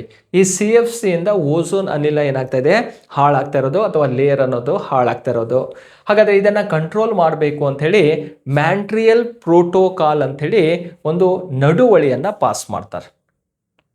ಆ ಮ್ಯಾಂಟ್ರಿಯಲ್ ಪ್ರೋಟೋಕಾಲ್ ರಿಲೇಟೆಡ್ ಫಾರ್ ಅಂತ ಕೇಳಿದರೆ ಓಝೋನ್ ಕನ್ಸರ್ವೇಷನ್ ಅಂತ. ಅಂದರೆ ಓಝೋನನ್ನು ರಕ್ಷಣೆ ಮಾಡೋದಕ್ಕೆ ಯಾವ ನಡುವಳಿಯನ್ನು ಮಾಡಲಾಯಿತು ಅಥವಾ ಯಾವ ಪ್ರೋಟೋಕಾಲನ್ನು ಮಾಡಲಾಯಿತು ಅಂದರೆ ಮ್ಯಾಂಟ್ರಿಯಲ್ ಪ್ರೋಟೋಕಾಲ್ ಅಂಥೇಳಿ. ಆ ಮ್ಯಾಂಟ್ರಿಯಲ್ ಪ್ರೋಟೋಕಾಲ್ ಮಾಡಿದ ದಿನ ಯಾವುದು ಅಂತ ಕೇಳಿದರೆ ಸೆಪ್ಟೆಂಬರ್ 16 ಆಗಿರುತ್ತೆ. ಯಾವ ದಿನ ಅದು? ಸೆಪ್ಟೆಂಬರ್ 16. ಹಾಗಾಗಿ ಪ್ರತಿ ವರ್ಷ ವರ್ಲ್ಡ್ ಓಝೋನ್ ಡೇ ಅಂಥೇಳಿ ಯಾವ ದಿನವನ್ನು ಆಚರಣೆ ಮಾಡ್ತೀವಪ್ಪ ಅಂದರೆ ಸೆಪ್ಟೆಂಬರ್ 16 ವರ್ಲ್ಡ್ ಓಝೋನ್ ಡೇ. ವಿಶ್ವ ಓಝೋನ್ ದಿನ ಯಾವಾಗ ಅಂತ ಕೇಳಿದರೆ ಸೆಪ್ಟೆಂಬರ್ 16 ಆನ್ಸರ್ ಮಾಡಬೇಕಾಗತ್ತೆ. ನೋಡಿ, ಇದಿಷ್ಟು ಕೂಡ ನಮಗೆ ಓಝೋನ್ ಅಂತ ತಗೊಂಡ್ರೆ ಅಷ್ಟು ತಿಳ್ಕೊಂಡಿರಬೇಕು. ಕ್ಲಿಯರಾ? ನೋಡಿ, ಒಂದು ಓಝೋನ್ ಬಗ್ಗೆ ಇಷ್ಟು ಮಾಹಿತಿ ಸಿಕ್ಕಿದಾಗ ಈ ಒಂದೊಂದೇ ಲೇಯರ್ ಬಗ್ಗೆ ಪ್ರಶ್ನೆಗಳು ಬಂದಾಗ ಆ ಲೇಯರ್ ಇಂಪಾರ್ಟೆಂಟ್ ಏನು ಅನ್ನೋದನ್ನು ಅಲ್ಲಿ ಕ್ಲಿಯರ್ ಮಾಡಿಕೊಡ್ತಾ ಹೋಗ್ತೀನಿ. ಓಕೆ ಸ್ನೇಹಿತರೆ, ನೆಕ್ಸ್ಟ್ ಪ್ರಶ್ನೆಗೆ ಹೋಗೋಣ. ಈ ಕೆಳಗಿನವುಗಳಲ್ಲಿ ಯಾವುದು ನವೀಕರಿಸಬಹುದಾದ ಶಕ್ತಿಯ ಮೂಲವಾಗಿದೆ? ರಿನ್ಯೂಯಬಲ್ ಅಂತ ಕರಿತೀವಿ. ಹಾಗಾದರೆ ಕೊಟ್ಟಿರೋ 4ರಲ್ಲಿ ಯಾವ್ಯಾವುದನ್ನು ನವೀಕರಿಸಬಹುದು ಅನ್ನೋದನ್ನು ಇಲ್ಲಿ ನೋಡ್ಕೊಳ್ತಾ ಹೋಗೋಣ. ನೋಡಿ, ಸಾಗರ ಪ್ರವಾಹಗಳು, ಓಷಿಯನ್ ಕರೆಂಟ್ಸ್ ಅಂತ ಬರ್ತಾವೆ. ಈ ಸಾಗರ ಪ್ರವಾಹಗಳನ್ನು ನವೀಕರಿಸಬಹುದಾ? ಅದು ಈಸಿಯಾಗಿರುವಂತಹ ಆನ್ಸರು. ಯಾಕಂದರೆ ಇಲ್ಲಿ ಭೂಮಿಯ ಚಲನೆ ಅಂತೂ ಇದೇ ಇರುತ್ತೆ, ಅರ್ತ್ ರೊಟೇಷನ್ ಇರುತ್ತೆ. ಭೂಮಿ ಚಲಿಸೋದ್ರಿಂದ ಕೋರಿಯಾಲಿಸ್ ಎಫೆಕ್ಟ್ ಆಗುತ್ತೆ, ಕೋರಿಯಾಲಿಸ್ ಶಕ್ತಿ ಅಂಥೇಳಿ. ಆ ಕೋರಿಯಾಲಿಸ್ ಎಫೆಕ್ಟಿಂದ ಏನಾಗುತ್ತಪ್ಪ ಅಂದರೆ ಅರ್ತ್ ಸರ್ಫೇಸಲ್ಲಿರುವಂತಹ ವಾಟರ್ ಅಥವಾ ಸಿ ವಾಟರ್ ಏನಾಗುತ್ತೆ, ಮೂವ್ ಆಗತ್ತವು. ಆ ಸಿ ವಾಟರ್ ಏನು ಮೂವ್ ಆಗುತ್ತಲ್ಲ, ಸಮುದ್ರದ ನೀರು ಏನು ಚಲಿಸುತ್ತಲ್ಲ, ಆ ಚಲಿಸುವಂತಹ ನೀರನ್ನೇ ನಾವು ಏನಂತ ಕರಿತೀವಿ? ಓಷಿಯನ್ ಕರೆಂಟ್ಸ್ ಅಂಥೇಳಿ, ಸಾಗರ ಪ್ರವಾಹಗಳು. ಈಗ ಭೂಮಿಯ ಮೇಲೆ 2 ರೀತಿ ಸಾಗರ ಪ್ರವಾಹಗಳು ಕಂಡುಬರ್ತಾವೆ. ನೋಡಿ, 0 ಡಿಗ್ರಿಯಿಂದ 90 ಡಿಗ್ರಿ ನಾರ್ತಲ್ಲಿದೆ, 90 ಡಿಗ್ರಿ ಸೌತಲ್ಲಿದೆ. ಈಗ ಈ ಏರಿಯಾ ಅಂತ ಕೇಳಿದರೆ ಯಾವ ಝೋನ್ ಆಗಿರುತ್ತೆ? ಇದು ಕೋಲ್ಡ್ ಝೋನ್ ಆಗಿರುತ್ತೆ. ಇದು ಏನಾಗಿರುತ್ತಪ್ಪ ಅಂದರೆ ತುಂಬ ಹಾಟ್ ಝೋನ್ ಆಗಿರುತ್ತೆ, ಇದು ಬಿಸಿ ಆಗಿರುತ್ತೆ. ಯಾಕಂದರೆ ಇಲ್ಲಿ ಸೂರ್ಯನ ನೇರ ಕಿರಣಗಳು ಬೀಳೋದ್ರಿಂದ ಇಲ್ಲಿ ಟೆಂಪ್ರೇಚರ್ ಜಾಸ್ತಿ ಆಗಿರುತ್ತೆ, ಇಲ್ಲಿನ ನೀರು ಕೂಡ ಬಿಸಿ ಇರುತ್ತೆ. ಹಾಗಾಗಿ ನೋಡಿ, ಈ ಸಮಭಾಜಕ ವೃತ್ತ ಭಾಗದಿಂದ ಈಕ್ವಿಟಾರಿಂದ ಪೋಲ್ ಕಡೆ ocean or sea water move ಆಗ್ತಾ ಇದೆ ಅಂದಾಗ ಇದನ್ನು ಯಾವ ಕರೆಂಟ್ ಅಂತ ಕರಿತೀವಪ್ಪ ಅಂದರೆ ವಾರ್ಮ್ ಕರೆಂಟ್ ಅಂತ ಕರಿತೀವಿ, ಉಷ್ಣೋದಕ ಸಾಗರ ಪ್ರವಾಹ ಅಂತ. ಹಾಗಾದ್ರೆ ವಾರ್ಮ್ ಕರೆಂಟ್ ಎಲ್ಲಿಂದ ಎಲ್ಲಿಗೆ ಮೂವ್ ಆಗುತ್ತೆ? ಸಮಭಾಜಕ ವೃತ್ತದಿಂದ ಧ್ರುವ ಪ್ರದೇಶದ ಕಡೆ ಹೋಗುತ್ತೆ. ನೋಡಿ, ಈಕ್ವಿಟಾರ್ ಇಂದ ಪೋಲ್ ಕಡೆ ಬರುತ್ತೆ. ಅದೇ ರೀತಿ ಇಲ್ಲಿ 90 ಡಿಗ್ರಿ ಅಥವಾ ನಾರ್ತ್ ಪೋಲ್ ಸೌತ್ ಪೋಲ್ ಅಂತ ಕೇಳಿದಾಗ ಅಲ್ಲಿನ ಟೆಂಪರೇಚರ್ ಏನಾಗಿರುತ್ತೆ? ಕಡಿಮೆ ಇರುತ್ತೆ. ಹಾಗಾಗಿ ನೀರು ಕೂಡ ತಣ್ಣಗಿರುತ್ತೆ. ಆ ಕೋಲ್ಡ್ ವಾಟರ್ ಏನಾಗುತ್ತೆ? ಈಕ್ವಿಟಾರ್ ಕಡೆ ಮೂವ್ ಆಗುತ್ತೆ. ನೋಡಿ, ಕೋಲ್ಡ್ ವಾಟರು ಈಕ್ವಿಟಾರ್ ಕಡೆ ಮೂವ್ ಆಗುತ್ತೆ. ಅದನ್ನ ಶೀತೋದಕ ಸಾಗರ ಪ್ರವಾಹ ಅಂತ ಕರೆಯೋದು. ಯಾವ ಕರೆಂಟ್ ಅಂತ ಕರಿತೀವಿ? ಕೋಲ್ಡ್ ಕರೆಂಟ್ ಅಂತ ಕರಿತೀವಿ. ಶೀತೋದಕ ಸಾಗರ ಪ್ರವಾಹ. ಒಂದು ವಾರ್ಮ್ ಕರೆಂಟ್ ಇರುತ್ತೆ, ಇನ್ನೊಂದು ಕೋಲ್ಡ್ ಕರೆಂಟ್ ಇರುತ್ತೆ. ಇದು ಅರ್ತ್ ರೊಟೇಷನ್ ಇಂದ ಯಾವಾಗಲೂ ಮೂವ್ ಆಗ್ತಾ ಇರುತ್ತೆ. ಇದು ರಿನ್ಯೂಯಬಲ್ ಅಲ್ಲಿ ಬಂದೇ ಬರುತ್ತೆ. ಹಾಗಾಗಿ ಸಾಗರ ಪ್ರವಾಹಗಳನ್ನುವಂಥದ್ದು ಯಾವ ಕೆಟಗರಿಗೆ ಸೇರುತ್ತಪ್ಪ ಅಂದ್ರೆ ರಿನ್ಯೂಯಬಲ್ ಅಥವಾ ನವೀಕರಿಸಬಹುದಾದಂತಹ ಒಂದು ಸಂಪನ್ಮೂಲ ಆಗಿರುತ್ತೆ. ರೈಟ್. ಎರಡನೇ ನೋಡಿ, ಜೀವರಾಶಿ ಅಂತ ಇದು ಬಯೋಮಾಸ್ ಅಂತ ಹೇಳಿ. ಜೀವರಾಶಿ ಅಂದ್ರೆ ಸಸ್ಯ ಪ್ರಾಣಿ ಪ್ರಪಂಚದ ಬಗ್ಗೆ ನಾವು ನೋಡ್ತೀವಿ. ಸಸ್ಯಗಳು ಹೋಗ್ತವೆ, ಮತ್ತೆ ಅದನ್ನ ಬೆಳೆಸ್ಬೋದು, ಮತ್ತೆ ಏನು ಮಾಡ್ಬೋದು? ಅದನ್ನು ರಿನ್ಯೂವಬಲ್ ಮಾಡ್ಕೋಬೋದು, ನವೀಕರಿಸ್ತಾ ಹೋಗ್ಬೋದು. ಕಾಡು ಕಡಿತೀವಿ, ಕಾಡು ಬೆಳೆಸ್ತೀವಿ, ಅದಕ್ಕೆ ಅವನತಿ ಅನ್ನೋದೇ ಕಂಡು ಬರೋದಿಲ್ಲ. ರೈಟ್. ಹಾಗಾಗಿ ಈ ಜೀವರಾಶಿನೂ ಕೂಡ ಏನಾಗಿರುತ್ತಪ್ಪ ಅಂತ ಕೇಳಿದ್ರೆ ನವೀಕರಿಸಬಹುದಾಗಿರುತ್ತೆ. ಸೌರಶಕ್ತಿ, ಸೋಲಾರ್ ಎನರ್ಜಿ ಅಂತೂ ನಮಗೆ ಕಾಮನ್ ಆಗಿ ಸಿಗತ್ತೆ. ಹಾಗಾಗಿ ಅದು ಯಾವ ಕೆಟಗರಿಗೆ ಸೇರುತ್ತೆ? ನವೀಕರಿಸಬಹುದಾದಂತಹ ಶಕ್ತಿಯ ಮೂಲವಾಗಿರುತ್ತೆ. ಹಾಗಾಗಿ ಈ ಮೂರೂ ಕೂಡ ನವೀಕರಿಸಬಹುದಾದಂತಹ ಶಕ್ತಿಯ ಮೂಲವಾಗಿರೋದ್ರಿಂದ ಇದಕ್ಕೆ ಸರಿಯಾದಂತಹ ಉತ್ತರ ಯಾವ್ದಪ್ಪ ಅಂದ್ರೆ ಮೇಲಿನ ಎಲ್ಲವೂ ಕೂಡ ಸರಿಯಾಗಿರುತ್ತೆ ಅಂತ. ಎಷ್ಟನೇ ಕ್ವಶನ್ಗೆ? 8ನೇ ಕ್ವಶನ್ಗೆ ರೈಟ್ ಆನ್ಸರ್ ಆಗಿ ನೋಡ್ತೀವಿ. ನೆಕ್ಸ್ಟ್ 9th ಕ್ವಶನ್ಗೆ ಹೋಗೋಣ. ಹೊಂದಿಸಿ ಬರೆಯಿರಿ ಅಂತ ಇದೆ. ಇಲ್ಲಿ ಏನೇನು ಇಂಪಾರ್ಟೆಂಟ್ ಆಗಿರುತ್ತೆ ಆ ಇಂಪಾರ್ಟೆಂಟ್ ಬೇಸಿಕ್ ಕಾನ್ಸೆಪ್ಟ್ ಅನ್ನ ನಿಮಗೆ ಕ್ಲಿಯರ್ ಮಾಡ್ಕೊಡ್ತಾ ಇರೋವಂಥದ್ದು ಅಷ್ಟೇ. ಓಕೆ. ನೋಡಿ, ಜಗತ್ತಿನ ಎತ್ತರವಾದ ಜಲಪಾತ ಯಾವುದು ಅಂತ ಪ್ರೈಮರಿ ಬುಕ್ಸ್ ಅಲ್ಲೇ ಕಂಡು ಬರುತ್ತೆ ಈ ಕಾನ್ಸೆಪ್ಟು. ಮತ್ತೆ ದೊಡ್ಡ ಮಟ್ಟದಲ್ಲೂ ಕೂಡ ಕಾಂಪಿಟೇಟಿವ್ ಎಕ್ಸಾಮ್ ಅಲ್ಲಿ ಇದ್ರ ಬಗ್ಗೆ ಸ್ಟಡಿ ಮಾಡ್ತೀವಿ ನಾವು. ನೋಡಿ, ಜಗತ್ತಿನ ಎತ್ತರವಾದಂತಹ ಜಲಪಾತ ಯಾವುದಪ್ಪ ಅಂದ್ರೆ ಏಂಜಲ್ ಫಾಲ್ಸ್. ಅದಕ್ಕೆ ಅದೇ ಸರಿಯಾದಂತಹ ಉತ್ತರ. ಹಾಗಾದ್ರೆ ಏಂಜಲ್ ಫಾಲ್ಸ್ ಅನ್ನೋಂಥದ್ದು ಎಷ್ಟು ಎತ್ತರ ಇದೆಯಪ್ಪ ಅಂದ್ರೆ 979 ಮೀಟರ್ ಅಷ್ಟು ಎತ್ತರವನ್ನ ಹೊಂದಿರುವಂಥದ್ದು. ಇದು ಜಗತ್ತಿನ ಅತಿ ಎತ್ತರವಾದಂತಹ ಜಲಪಾತ. Highest water fall in the world ಅಂತ ಕೇಳಿದ್ರೆ ಅದು ಏಂಜಲ್ ಫಾಲ್ಸ್. ಇದು ಯಾವ ನದಿಯಿಂದ ಆಗಿದೆ ಅಂತ ಕೇಳಿದ್ರೆ ಚುರಾನ್ ನದಿಯಿಂದ ಆಗಿರೋದು. ಒರಿನೋಕೋ ನದಿಯ ಉಪನದಿ. ಒರಿನೋಕೋ ಅಂತ ಒಂದು ನದಿ ಇದೆ. ಒರಿನೋಕೋ. ಆ ಒರಿನೋಕೋ ನದಿಯ ಉಪನದಿ ಯಾವ್ದಪ್ಪ ಅಂದ್ರೆ ಚುರಾನ್. ಆ ಚುರಾನ್ ನದಿಯಿಂದ ಆಗಿರುವಂತಹ ವಾಟರ್ ಫಾಲ್ಸ್ ಯಾವ್ದಪ್ಪ ಅಂದ್ರೆ ಏಂಜಲ್ ಫಾಲ್ಸ್. ಎಲ್ಲಿದೆ ಅಂತ ಕೇಳಿದ್ರೆ ವೆನಿಜುವೆಲಾ ರಾಷ್ಟ್ರದಲ್ಲಿ ಕಂಡುಬರುವಂಥದ್ದು. ಹಾಗಾಗಿ ಜಗತ್ತಿನ ಅತಿ ಎತ್ತರವಾದ ಜಲಪಾತ ಅಂತ ಕೇಳಿದ್ರೆ ಏಂಜಲ್ ಫಾಲ್ಸ್. ಹಾಗೆ ಪ್ರಪಂಚದ ದೊಡ್ಡ ಬೀಜ ಯಾವುದು? ಸೀಡ್ಸ್ ಯಾವುದು ಅಂತ ಕೇಳಿದ್ರೆ ಕೋಕೋ ಡಿ ಮೇರ್ ಅಂತ ಹೇಳಿ. ಕೋಕೋ ಡಿ ಮೇರ್ ಅನ್ನುವಂಥದ್ದು ಇದಕ್ಕೆ ಇದೆ ಸರಿಯಾದಂತಹ ಉತ್ತರವಾಗಿರುತ್ತೆ. ಇದಕ್ಕೆ ಇದೆ ಸರಿ ಆನ್ಸರ್. ಈ ಕೋಕೋ ಡಿ ಮೇರ್ ಅನ್ನುವಂಥದ್ದು ಜಗತ್ತಿನಲ್ಲೇ ಪ್ರಪಂಚದಲ್ಲೇ ಅತಿ ದೊಡ್ಡ ಬೀಜವಾಗಿರುತ್ತೆ. ಸರಾಸರಿ 25 kg ಅಷ್ಟು ವೆಯ್ಟ್ ಇರುತ್ತೆ ಈ ಒಂದು ಬೀಜ. ಕ್ಲಿಯರ್? ನೆಕ್ಸ್ಟ್ ನೋಡಿ, ಪ್ರಪಂಚದ ದೊಡ್ಡ ಪಕ್ಷಿ ಯಾವುದಪ್ಪ ಅಂದ್ರೆ ಆಸ್ಟ್ರಿಚ್ ಅಥವಾ ಉಷ್ಟ್ರ ಪಕ್ಷಿ. ನೋಡಿ, ಯಾವ ಪಕ್ಷಿ ಅನ್ನೋದು ಇಲ್ಲಿ ಗೊತ್ತಿರಬೇಕು. ಈ ಆಸ್ಟ್ರಿಚ್ ಅಥವಾ ಉಷ್ಟ್ರ ಪಕ್ಷಿ ಅನ್ನುವಂಥದ್ದು ಪ್ರಪಂಚದ ಅತಿ ದೊಡ್ಡ ಪಕ್ಷಿ. ಇದು ಓಡುವಂತಹ ವೇಗ ಜಾಸ್ತಿ. ಇದು ತುಂಬಾ ಫಾಸ್ಟ್ ಆಗಿ ಓಡುತ್ತಿದ್ದು. ಇದರ ಮೊಟ್ಟೆ ಇರತ್ತಲ್ಲ, ತುಂಬಾ ದೊಡ್ಡ ಮೊಟ್ಟೆಯನ್ನ ಇಡುತ್ತೆ. ಆ ಮೊಟ್ಟೆಯಲ್ಲಿ ಈ ಆಫ್ರಿಕಾ ರಾಷ್ಟ್ರದಲ್ಲಿ ದವಸ ಧಾನ್ಯಗಳನ್ನ ತುಂಬಲು ಇಟ್ಕೊಂಡಿರ್ತಾರೆ. ಅದನ್ನು ಅಷ್ಟು ಗಟ್ಟಿ ಹಾರ್ಡ್ ಇರತ್ತದು. ಹಾಗಾದ್ರೆ ಈ ಆಸ್ಟ್ರಿಚ್ ಉಷ್ಟ್ರ ಪಕ್ಷಿ ಅನ್ನೋಂಥದ್ದು ಎಲ್ಲಿ ಕಂಡು ಬರುತ್ತಪ್ಪ ಅಂದ್ರೆ ನೋಡಿ, ದಕ್ಷಿಣ ಆಫ್ರಿಕಾ ಭಾಗದಲ್ಲಿ ಒಂದು ಡೆಸರ್ಟ್ ಇದೆ. ಯಾವ ಡೆಸರ್ಟ್ ಅಂತ ಕೇಳಿದ್ರೆ ಕಲಹರಿ. ಆ ಕಲಹರಿ ಮರುಭೂಮಿಯಲ್ಲಿ ಕಂಡು ಬರುವಂತಹ ಒಂದು ಪಕ್ಷಿ ಯಾವುದಪ್ಪ ಅಂದ್ರೆ ಉಷ್ಟ್ರ ಪಕ್ಷಿ.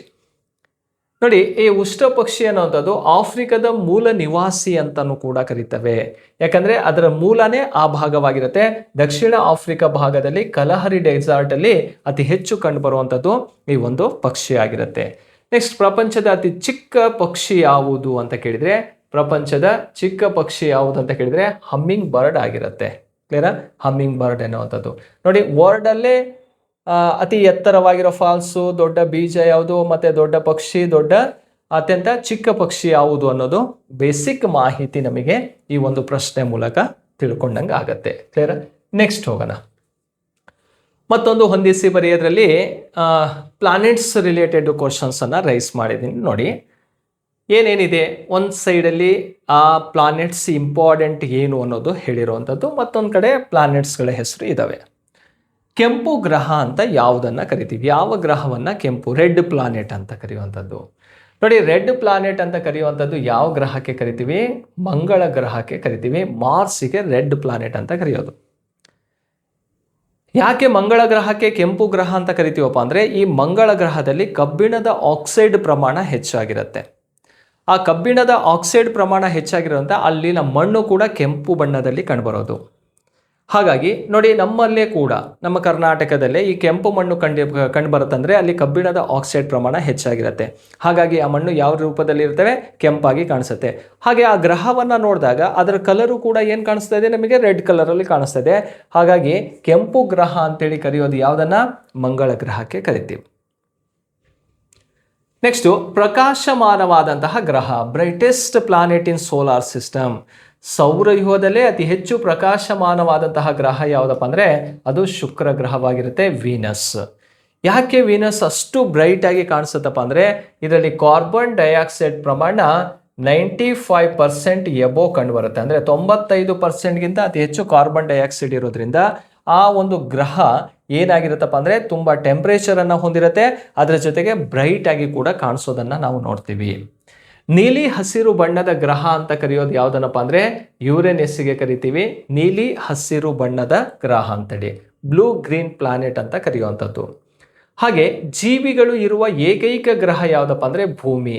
ಅಂದರೆ ಯಾವ ಪ್ಲಾನೆಟ್ಸಲ್ಲಿ ನಾವು ಜೀವಿಗಳನ್ನು ನೋಡೋಕ್ಕೆ ಸಾಧ್ಯತೆ ಇದೆ ಅಂತ ಕೇಳಿದಾಗ ಅದು ಭೂಮಿಯಲ್ಲಿ ಮಾತ್ರ ನೋಡೋದಕ್ಕೆ ಸಾಧ್ಯತೆ. ಹಾಗಾಗಿ ಇದನ್ನು ಲಿವಿಂಗ್ ಪ್ಲಾನೆಟ್ ಅಂತ ಕರಿತೀವಿ, ಯೂನಿಕ್ ಪ್ಲಾನೆಟ್ ಅಂತಲೂ ಕೂಡ ಕರಿತೀವಿ, ವಾಟರಿ ಪ್ಲಾನೆಟ್ಸ್ ಅಂತಲೂ ಕೂಡ ಕರೆಯುವಂಥದ್ದು. ಯಾವುದಕ್ಕೆ? ಭೂಮಿಗೆ ಕರೆಯುವಂತಹ ಹೆಸರು. ಹಾಗಾದರೆ ಅತ್ಯಂತ ದೊಡ್ಡ ಗ್ರಹ ಯಾವುದಪ್ಪ ಅಂದರೆ ಜುಪಿಟರ್. ಅಂದರೆ ಸೌರವ್ಯೂಹದಲ್ಲೇ ಅತಿ ದೊಡ್ಡ ಗ್ರಹ ಯಾವುದಪ್ಪ ಅಂದರೆ ಗುರು ಗ್ರಹವಾಗಿರುತ್ತೆ.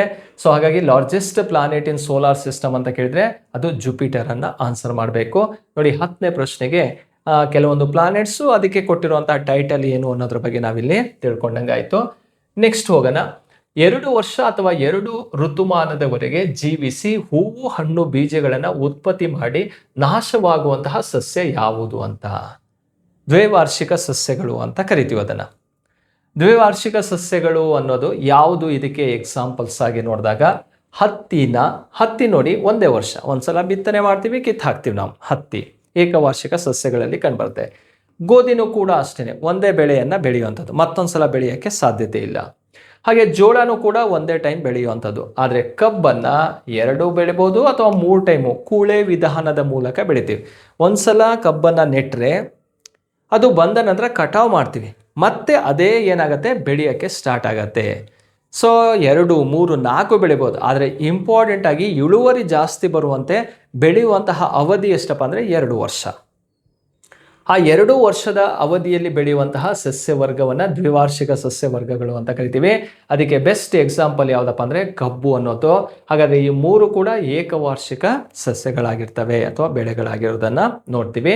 ಹಾಗಾಗಿ 11ನೇ ಪ್ರಶ್ನೆಗೆ ಡಿ ಅನ್ನೋದು ಸರಿಯಾದಂತಹ ಉತ್ತರವಾಗಿರುತ್ತೆ. ನೋಡಿ ಸ್ನೇಹಿತರೆ, ಇಷ್ಟು ಕೂಡ ತುಂಬ ಇಂಪಾರ್ಟೆಂಟ್ ಆಗಿರುವಂತಹ ಒಂದು ಟಾಪಿಕನ್ನು ಇಟ್ಕೊಂಡು ಈ ಎನ್ವೈರ್ಮೆಂಟ್ ಸೈನ್ಸ್ ರಿಲೇಟೆಡ್ ಆಗಿರುವಂತಹ ಪ್ರಶ್ನೆಗಳನ್ನು ಅನಾಲಿಸಿಸ್ ಮಾಡಿದ್ದೀವಿ.